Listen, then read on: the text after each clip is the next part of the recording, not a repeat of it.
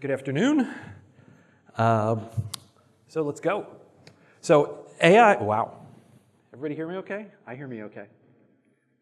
AI is one of the most powerful things we've added to process in years. And it's also one of the most least reliable things we've ever tried to operationalize. Most of the problems people run into aren't AI model problems. They're integration problems. My name is Rob Shankin. I've been building on Appian for about 10 years, actually more than 10 years, delivering systems for customers globally. And most recently, I've been designing AI-driven solutions for real processes, production applications. What I want to show you today is how we make that actually work, how we get AI to behave inside systems that you can rely on. That's what we're going to talk about today. So AI is incredibly good at certain things: summarizing, extracting, classifying. You can take something like a service ticket, like a service desk ticket. You can take that unstructured text help, stuff ain't working, and you can use AI to process that data very easily. You can route it, manage the urgency, and get all sorts of good information out of it in one call. That's easy now. Getting reliable behavior inside the process is also very easy if you design for it properly. Because you're taking something probabilistic and plugging it into something deterministic, if you treat it like a simple function call, it's going to break. If you treat it like a system, it'll work. All right, and what I want to show you is the set of patterns that we've arrived at from working on this for months or even years now through real implementations, so you don't have to learn these tricks the hard way through guess and check and experimentation by yourself. We're going to upskill you. You're in the right place. This is where you want to be right now. So this is the pattern that we see a lot of times when people are just starting out. And it looks totally reasonable. You take some user input, and then you call the AI, and you get some output, and then you feed that straight into the process. And you're golden, right? That's the assumption, is that the output is stable enough, the output from the AI model is going to be stable enough to drive decisions in process. But that assumption is where things start to break, because the process is deterministic, but the model that gave you those results from the AI is not. So this is going to work for you in process as long as you can get that output stable. And the key point is getting it stable, reliable behavior here is absolutely doable if you design for it. Okay? If you don't, and this is what you see in practice, it'll look familiar. When you call an AI model and you've called it a few times and you get a response and it looks pretty solid, and then it's like you turn your back and the response changes. It's not what you were expecting. Why did it's like a child. You've heard the jokes. It's the intern, it's the junior dev that hasn't been taught how to behave. So they crave structure, right? So everything shifts, fields disappear. Something you were expecting that you thought was explicitly going to come out of that model, it just ain't there. The model starts interpreting things differently, even though the input is, the structure of the input stays the same. You start getting different outcomes. And sometimes it's just confidently wrong. Not uncertain, just like wrong. High confidence wrongness. And that's not an edge case. This is normal behavior for the system, for an AI model to respond to you, which means the opportunity isn't to try to eliminate this probabilistic behavior, it's to design in a way that accounts for it. Because the problem isn't the model. The problem is taking this kind of output and feeding it directly into a deterministic process logic, Appian process, without anything in between to stabilize it. So that's what we're going to do. We're going to talk about how to stabilize it. So, concrete example. I hope. Is this sharp enough? Can everybody see? I was in a different room, and it was like really hard to see in the back. Okay, good. So here's a simple example I mentioned before, like a service desk ticket. What does he say? My laptop is completely unstable. unusable, I have a deadline tomorrow. So we get a nice summarization of that from AI. Anybody who's played with it has maybe tried something like this before. So on the left, you've got your unstructured input, and then organizing that, that's where AI really shines. And so right now, we have a structured output. When it works, it's great. It's fast, it's clean, it's genuinely useful. I literally borrowed this from something I was working on. This is the part, what we see in demos, and it's the reason that the pattern is super compelling. And it is valuable. This is exactly the kind of thing you should be trying to do with AI in your Appian process. But this is also where most implementations stop thinking about the problem because it looks solved. The opportunity is taking this step and making it reliable enough to actually drive the process behavior consistently, reliably, predictably. So if that pattern breaks, what do you need? You don't need a better model. I mean, we're getting better models like every week, right? It's fine. You don't need a better model. You need a system around it. Okay? So you take some input, call the AI skill, use the output in your process. And again, this can work if you design for it. You're going to be tired of hearing me say that by the end of this. But in real implementations, this is where things start to break down. Because you don't just need an AI call, you need a system around it. You need your structured inputs, so you're guiding the model, not hoping it interprets things correctly. You need controlled outputs, so the shape and the meaning are consistent every time. You need validation before anything touches process. Okay? You need observability. This is big. So you can see what actually happened. Again, I'm sure anybody here who's working on this knows you have to test it. And we call it calibration now, right? Over and over and over again. Is it doing what I'm expecting? So you need that observability so you can see what happened, so you can make decisions about how to improve it in a constructive way. And then you need fallbacks, because not every outcome is going to meet your contract. And I'll explain what I mean by contract in just a sec. So these things that I just described are what turns AI from something that looks useful into something that you can actually rely on in your process. Okay? Without this, you're feeding something inherently variable, AI output variable, into something that expects consistency, your Appian process model. Right? So with that, you can design for that variability and get predictable outcomes in your system, your Appian app. Because the model generates the output, the AI model, that is, the word model is overloaded in this talk. So I don't blame you if, just let me know if I'm confusing you with the word model. So that the process model owns that output, but the Appian process owns the outcome.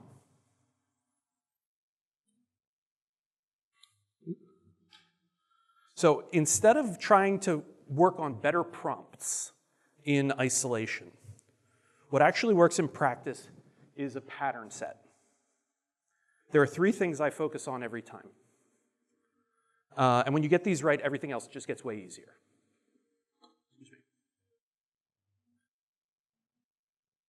First, you got to structure the input. So we're not just passing raw data and hoping that the model interprets it correctly. We're building a runtime prompt internally. I'll show you an example of this. We're going to shape the context, the instructions, and the data so that the model, again, the AI, understands its job. There's no ambiguity. Then we need to constrain the output. We define exactly what we expect back. I keep saying this is big, this is big. It's all big. But this one is really where I like to start. Define exactly what you expect back from the model. The structure, the fields, what they mean, using a schema that the process can rely on. This is helpful for a couple of reasons, not just so that the AI knows what it's doing, but then also, anybody else work on a team? You need to explain to somebody else what you did. Having a structured output set, here's what I expect the AI to say every time, no exceptions. Saves a lot of time if you want to take a day off and ask somebody else to do some work for once. So then finally, because failure is not an exception. All right, it's expected behavior. We don't want that turning into silent issues or process errors. We have to plan for it. So these three ideas are the foundation. Everything else I'm going to show you maps back to this, just implemented in a way that actually works in real process. Okay. This is the core pattern. This is how AI actually fits into real Appian process. And the key idea here is that AI is not a function call. It's a structured subsystem inside the process. We start in the process model. Before we actually even call the AI skill, I want you to build a runtime prompt. And I do it in an expression. And I've even started referring to them as AIRP rules. Everybody knows like app underscore whatever, whatever. If I'm working on a system where I'm calling AI a lot and I want to be able to find my rules, my prompt lives in a rule with the AIRP, AI runtime prompt, sort of secondary prefix. Makes it really easy to find it. I'll show you one of those in a second. And then when I run it, I store it in a process variable. I don't just like generate it and lose it. We're going back to that idea of observability that I mentioned before. I want to keep it visible. So we pass that prompt that we've saved in process to the AI skill, and then that skill returns a raw response that I save so I can look at it later. Because that's going to support my calibration. So at that point, all we've got from the AI skill is an untrusted output. So what I need to do next is to validate it. All right, so if I haven't made it clear already, I only want JSON back from my AI skills. So the first thing I do is validate the JSON. Make sure that everything is square. Then I'm going to convert it into an Appian map, at which point it is now finally ready to be used in process. Up until that point, it's just a potential data to be used. From there, once we've got our clean map, we're ready to start routing and process again, based on that validated structure. Okay, so again, not a black box here. A lot of people say, I don't know what's happening in the model. Well, shame on you, because Appian is going to let you keep track of it. We're going to let you have that observability if you just keep track of the data the way I'm describing it to you. So we have a visible input, a visible output, and we have a defined boundary in between. The AI skill is this little subsystem that's just taking that visible input, giving us that visible output, and then we're back to business in the process. This is what makes it understandable, debuggable, and reliable. Okay, because AI output is just an input to your system, and you've got to treat it that way. Okay, so you've been very patient, so you earned a screenshot. Up to this point, I've been describing the structure conceptually, but I want you to see what this kind of looks like in a real process. So in the node on the left, I'm preparing that runtime prompt. All right, and then, so it's not buried in the skill. This is why I was asking if you could see in the back, because I was waiting for this slide. So the runtime prompt is going to be fed into the value of the prompt in the execute Gen AI skill. All right, so we've already, at that point, we've already saved it. We know exactly what it is that's going to that AI skill. Then on the other side, we validate that response before it goes anywhere else in the process. So we know what we have. So AI isn't doing everything. It's just one step inside a controlled pipeline. So here, I told you I'd show you an example of an AIRP or a runtime prompt. This is an important shift. And this is what actually lets you control and improve the behavior. A lot of developers treat the prompt as a config in the process, or inside the AI skill itself. I don't do that. I treat the runtime prompt as a first-class artifact in my Appian system. It's built on an expression rule, again, the AIRP rule, and it's composed of modules, modular sections. The instructions, the examples, context. It's intentional. It's not just a blob of text. It's also nice because I can keep track of versions and I have separation of concerns. I can take complex pieces that I'm happy with and break them down into smaller expression rules so I don't make a mess. And then at runtime, that prompt gets rendered and stored in process as a variable, as a PV. So that means I get to see later exactly what the process saw. This is, I mean, everybody, I'm hoping everybody in here is something of a developer. You've all been through this experience. You think you know what you wrote. You think you know what variables you gave it.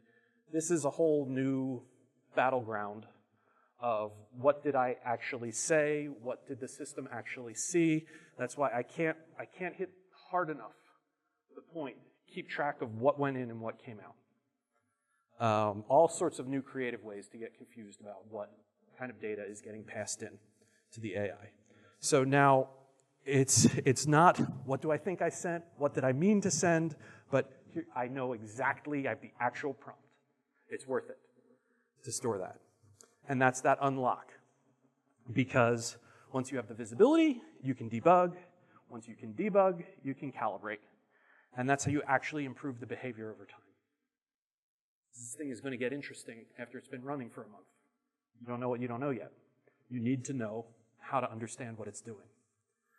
And so if you're not doing this, if you got a better solution, you can email me, I'll give you your card, but you're going to be guessing if you're not storing this stuff to look at over time. But with it, you're working with the system that you can understand and evolve.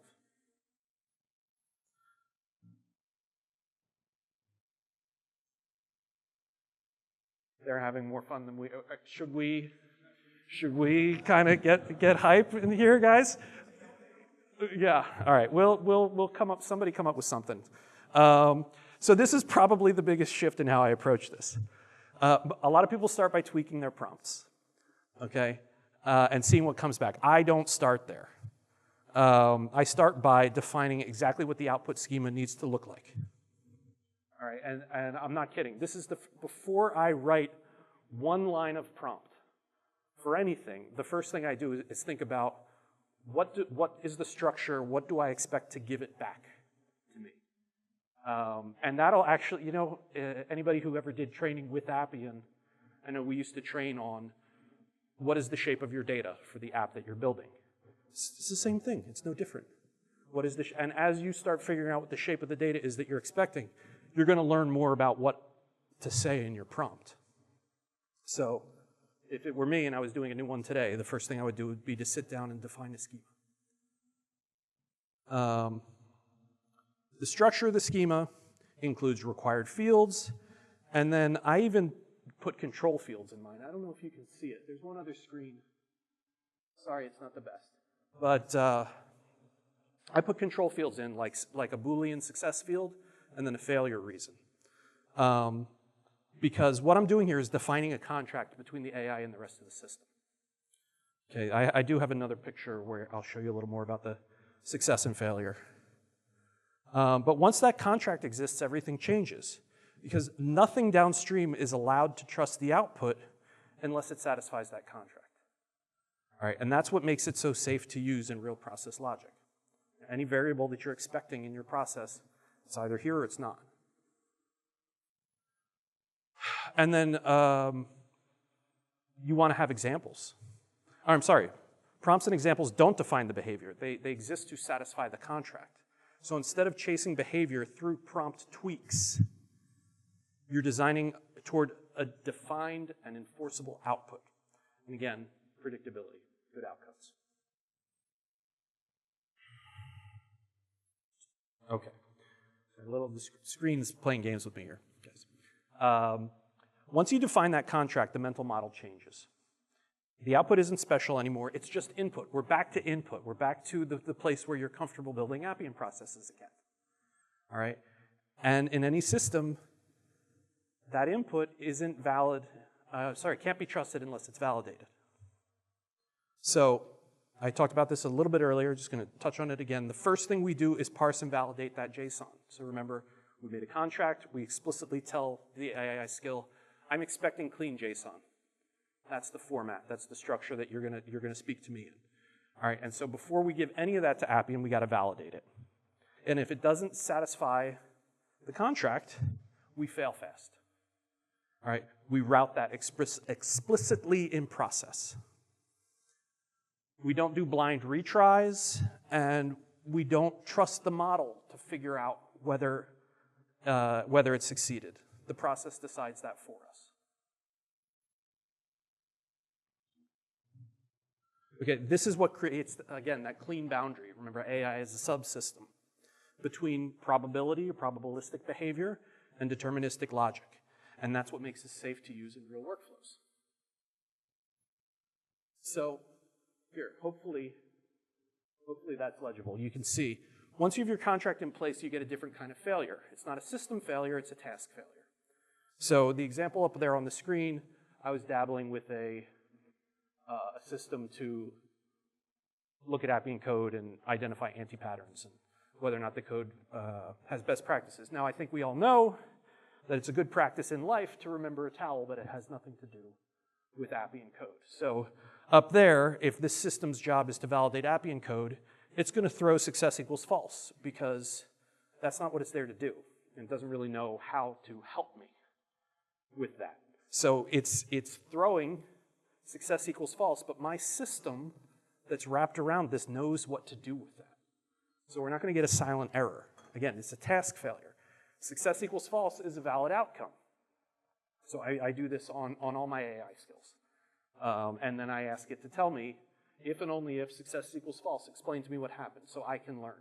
And it's right up at the top for that observability and visibility so I can get it working again if it misbehaves so I can go home on time. So the AI evaluated the input and determined it couldn't complete the task. And then the process needs to handle it.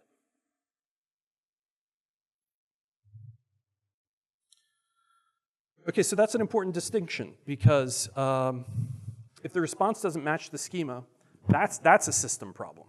But we should have blocked that already. The schema should prevent that. But if the response is valid and says, I couldn't do that, now it's a process decision. We've got clean data in an expected shape that's just not what we were hoping for. So we can treat, that's a first-class outcome. This is a very real thing that we need to account for, and we're going to route it explicitly. We'll use failure reason to decide what happens next. Sometimes that's automation, sometimes that's human review, but it's intentional. It's not a silent, broken task in the background that nobody knows where their assignment is. And again, we don't rely on retries to fix it. You can, I wouldn't. You do you. If the model couldn't complete the task, that's a signal, and the system should respond to that signal.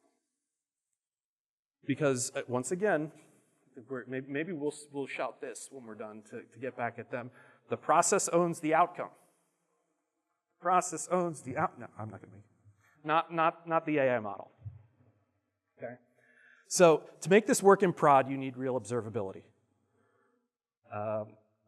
Not just variables, but the exact prompt you generated and the raw response you got back. I know we're sort of re-drilling some topics here, but I'm still seeing some people grab some screenshots, so I think we're talking about good stuff here. Store that rendered prompt before execution. Preserve that response. Before you parse it, before you transform it. I'm not kidding when I say the hours I have spent staring at my input variables and my output responses and trying to having this aha moment. I didn't realize this is the message that the skill was getting. That is not what I intended my runtime prompt to look like. Something snuck in there. So if you take anything away, store those variables and don't overwrite them. So you get that really clean view of what happened. Keep it paired. You can see what the model saw, how it responded. It'll really open your eyes. You're not guessing anymore. That's how you can debug. And again, this is how you can calibrate. How can I get it to be a little better, a little more reliable? Again, it depends on your use case. Because you're working from something real. You're not guessing. And that's how you improve over time. That's the other thing, too. Storing these executions is valuable because generating test data to feed into AI is a chore. Because again, it's unstructured text a lot of the time. It's complex. So if you have permission to keep these real examples or these test examples around, they earn their keep. They're valuable. And that's, again, how you're going to improve. So let's see, where are we? Where do we get to now? You're going to calibrate with discipline. So we're not guessing anymore, you're tuning what you can see. And then the key is discipline. Change one thing at a time. There he is. In the right order. So we started with the schema. You want to define that contract early, and that gives you a fixed target. Remember I said that's the first thing, is just figure out what is the shape of the data that I expect it to answer me with. Then you can refine examples to shape how the model behaves within that contract. Okay? And then only after we've done that do we go back and play with the prompts some more. And early on, I would really recommend keep it simple. One job per AI skill in your process. One responsibility per step. If you overload it with multiple concerns, that's where predictability starts to go way down. So if we want to be clear, we want to understand how it's behaving based on our input, keep it simple so you can understand what's happening. And then predictable, and then you can tune it. So once that's stable, then you can expand. And then if you're ready, you can take the risk to combine steps. But you can always use a second AI skill. You don't have to necessarily try to jam everything into one. But once you combine those steps, once you get one working, you can trust it. And again, that subsystem is now reliable, and then you can expand and you can build on something that you trust. So what does this give you? When you put all these patterns together, you're going to get something very different from a basic AI integration. You get outputs your process can actually use consistently. You're handling failure explicitly instead of discovering it downstream. You can debug and calibrate very quickly because you can see what happened, right? I think I really drove that point home. And you maintain a clean separation between AI behavior, it's probabilistic and sometimes squirrely, and then the rest of your system, deterministic, what you know. And this is where the value begins to show up, because now this becomes something you can rely on and build on, not something you're constantly working around.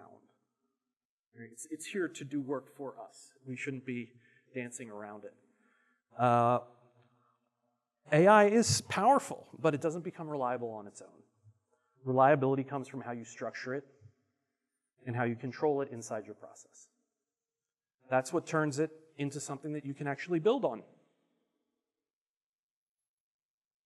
So, we ready to shout so they hear us on the other side this time? The model generates the output, and the process owns the outcome. They were really loud. We could hear them counting down. So if this was useful, please fill out the session survey in the app, and I'm happy to take any questions. Wow, we flew through that. You guys were great. Sure. Our friend will get you a mic. So, in the interest of calibration, when you're in the model, going to the process, how can you access the version of the model so that's stamped inside your data that you're using to kind of give like a percentage of success with the model? You know what I'm saying? Okay. Well,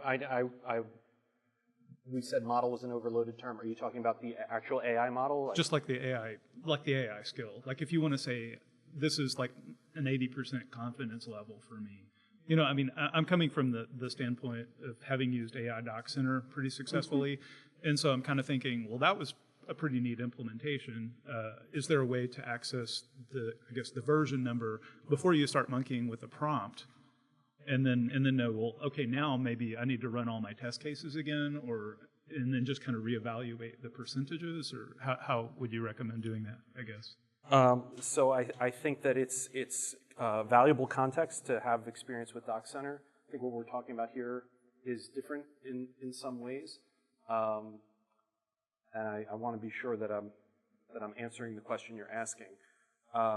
So whenever we're looking at a schema here, I had another one, I think, of a prompt. If you're storing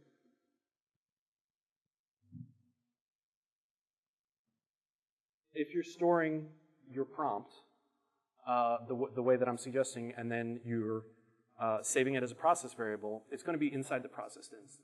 Okay, so it should be accessible that way. Yeah, so it's accessible there. So I think one of the best things that engineering did for us in the last however many years was give us that history view of your process variables, because it's legible.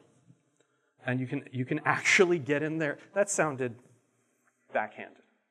The history view is a great way to see complex, the contents of complex process variables. And so it's actually very easy to get in there. But perhaps what you're going to want to do, depending on your work habits, is make sure that you're not deleting process history faster than you can calibrate. And then if you've saved your inputs and your outputs, as we've talked about, you should be golden. And you can even, what I'll even do, I'll even write, this is prompt version 6.03. And it'll be right there in your PV, and then you can say, all right, it's time to update this prompt version. Sure. Sure. That's the thing where you might like name the process instances while you're like still working on the prompt. Like almost like put in the title of your process instance, like the version of the prompt you're working on, to track that.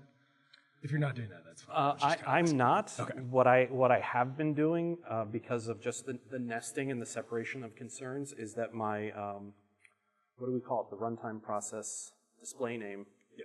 I make that very deliberate so that if I have to go 2 layers deep when I'm looking at process history in Designer, Yeah. I know exactly which process model I'm inspecting.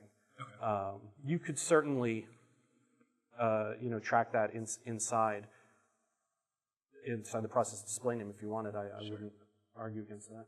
And then I have an easy one for you. You had a slide where you were showing the AI skill. I think it's before this. So like the inputs tab, I believe you had input text. Yep, there you go. Runtime prompt and then runtime model. Is this a pattern you typically have? And I just was interested about those 3 variables. So personally, maybe I'm spoiled. I've just been using the best model that's available. I haven't dabbled with runtime model very much. I think we're learning a lot about when you can get good results with a haiku versus sonnet. And I would recommend that if you have the confidence that haiku or a lower level model is going to perform, you should absolutely use it. I think if you come back and join me next year, I'll have more advice on runtime model selection. Was there something else about the runtime prompt?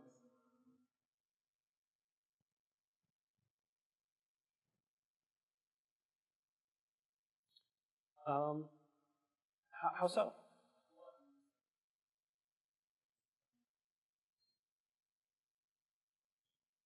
Mm-hmm.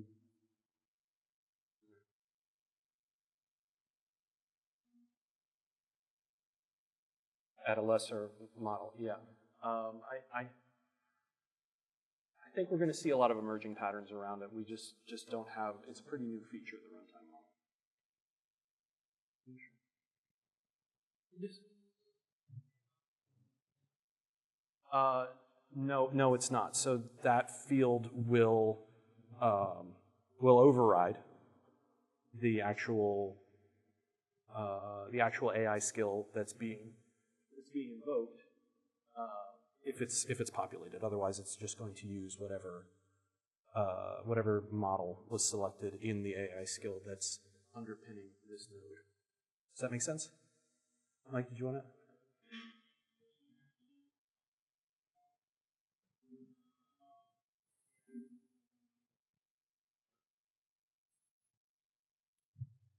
Presumably, yes. Which is, which is why I'm not. He's got a voice. He doesn't. Okay. That's why I'm going to admit to the crowd here. I haven't done a lot of A/B testing with different levels of models. I've been a little biased towards the higher performing models. So we're not. I don't even think anybody's that I know is using Opus right now, or even Sonnet 4.7. Maybe we have 4.7?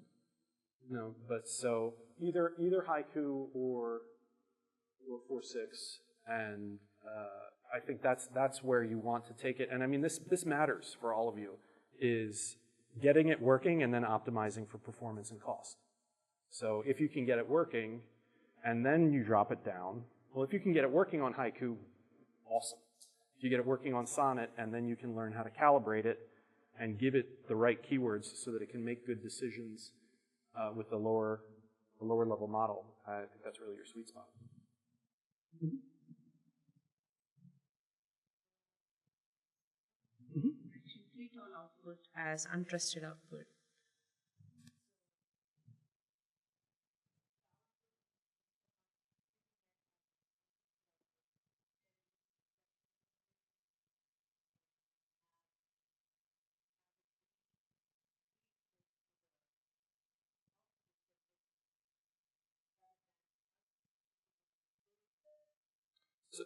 So you could design accordingly. I mean, that's something that I think I was trying to give a soft recommendation against that.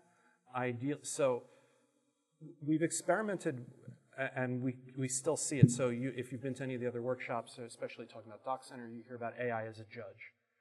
And there are a lot of excellent use cases for taking the result of the first call to AI and then passing it to a second AI to say, hey, the job of the first AI was to do this.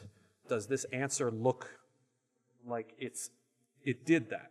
And for a complex enough scenario, that makes sense. There's going to be a lot of scenarios where that isn't necessary if you can get it to do the job one time. Because in reality, if you turn that on, then it's going to do that 100% of the time when it might be necessary 10% of the time. That's time for that second call, and it's cost. So while it is going to be that much more reliable, it's that much more expensive. So the advice that I would give is everybody's favorite Appian consultant response: it depends. And it's a great place to start. And I would think that earlier in your design process, you could use that.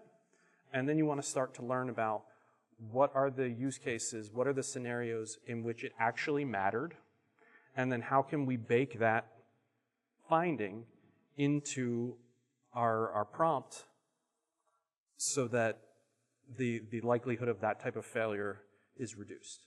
So at the end of the day, I'd rather see one call to AI if you can get away with it. Does that answer your question? Okay.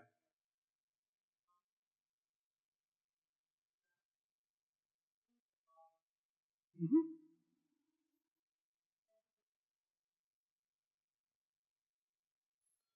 I mean, it's another variable of longer text. I would say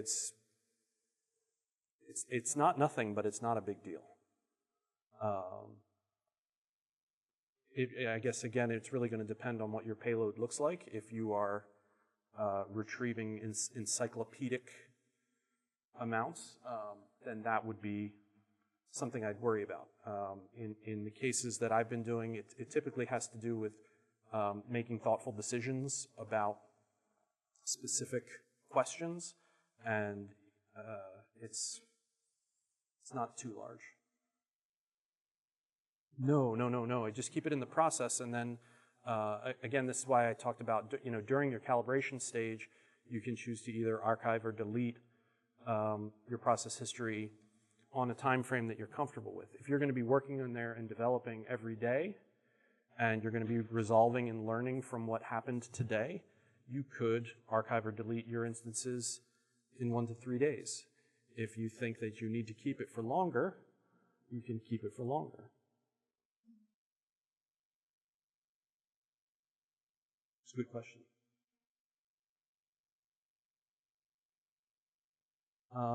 All right, so I think, again, if there's no more questions, there is a survey that we want you to fill out. And you can always upload any other questions that you had. Again, I'm Rob Shankin. Really appreciate your time. Enjoy the conference.